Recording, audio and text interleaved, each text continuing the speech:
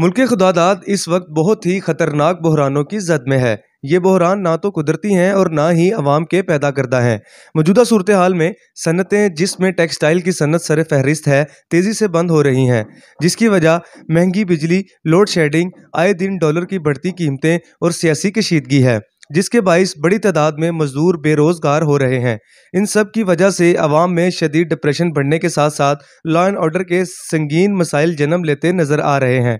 इन मसाइल के लिए ना तो लॉन्ग टर्म और ना ही शॉर्ट टर्म पॉलिसी बनाने पर काम हो रहा है। मुल्क में जारी मईशत की तबाहहाली में सबसे ज़्यादा हिस्सा पावर डिवीजन का है।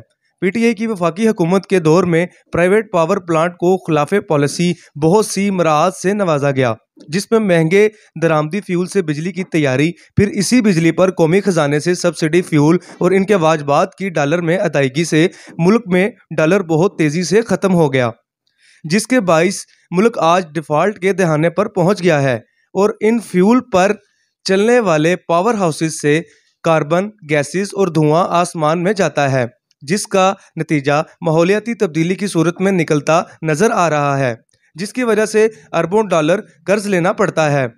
ज़रूरत इस अमर की है कि मुल्क को मुआशी बहरान से निकालने के लिए चीन में मौजूद दुनिया के सबसे बड़े 3 गोर्जेस डैम से, जो कि 22,000 मेगावाट से ज़ायद बिजली पैदा करने का हामिल है, इससे पाकिस्तान में मौजूद बिशाम और तरबेला डैम तक बिजली की लाइनें लाई जा सकती हैं।